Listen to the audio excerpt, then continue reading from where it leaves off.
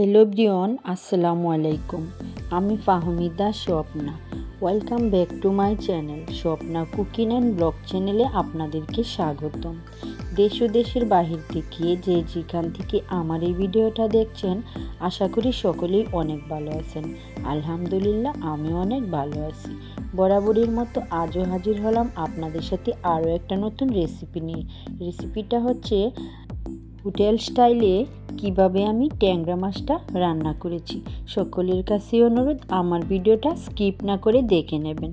তো প্রথমে আমি দেখিয়ে দিচ্ছি, এখানে আমি কিছুটা পরিমাণে ট্যাংরা মাছ নিয়েছি, আর নিয়েছি একটা টমেটো কেটে, নিয়েছি কাঁচামরিচ কেটে, আর নিয়েছি কয়েকটা আলু কেটে, তারপর নিয়েছি পেঁয়াজ কুচি করে কেটে। এবার আমি চলে যাব চুলায়। আমি একটা প্রথমে কড়াইয়ের মধ্যে তেল দিয়ে বসিয়েছি। তেলটা যখন আমার একটু গরম হয়ে আসবে, তখন আমি এর মধ্যে দিয়ে দেব আগে থেকে কেটে রাখা পেঁয়াজগুলো। তারপর আমি পেঁয়াজটাকে একটু হালকা করে নেড়ে চেড়ে ভেজে নেব।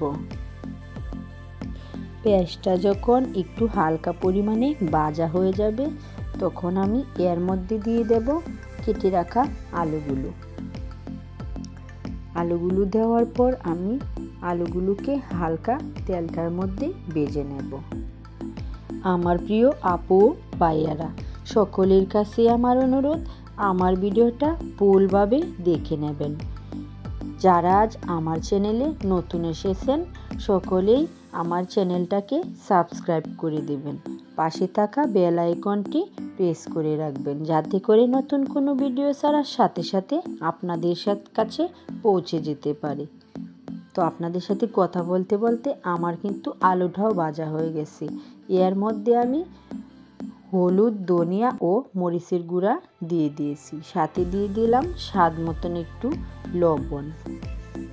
তারপর আমি মশলাটাকে ভালোভাবে একটু আলু পেঁয়াজের সাথে ভেজে নেব। তারপর দিয়ে দেব ট্যাংরা মাছগুলো। ট্যাংরা মাছটা দেওয়ার পর আমি এখানে হালকাভাবে একটু নেড়ে ছেড়ে দিচ্ছি। এমনভাবে নাড়াচাড়া দিতে হবে যাতে করে মাছগুলো ভেঙে না যায়।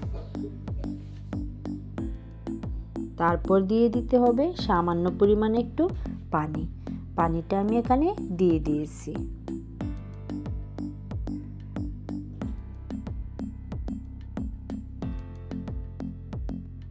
এবার দিয়ে দেব আমি এখানে কেটে রাখা টমেটোটা, আর দিয়ে দিলাম কাঁচামরিচগুলো।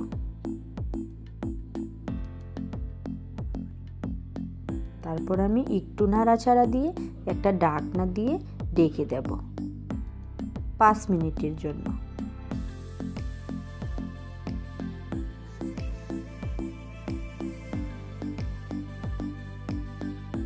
5 মিনিট পর আমি আবার ফিরে আসলাম। দেখতেই পাচ্ছেন তরকারিটা কিন্তু আমার বলক উঠে এসেছে। আমি একটু হালকাভাবে নেড়ে চেড়ে দেব। চাইলে আপনারা এখানে ধনেপাতাটা ব্যবহার করতে পারবেন। আমার কাছে যেহেতু ছিল না, সেহেতু আমি ধনেপাতাটা দিতে পারিনি।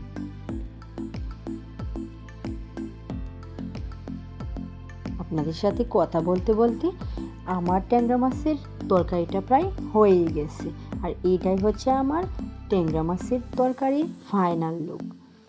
তো আমি এটা পরিবেশন করে আপনাদেরকে দেখিয়ে দিচ্ছি। রেসিপিটা যদি ভালো লাগে, একটা লাইক, একটা কমেন্ট, একটা শেয়ার করে দেবেন। দেখা হবে আরও কোনো এক নতুন রেসিপির সাথে। সকলেই ভালো থাকবেন, সুস্থ থাকবেন।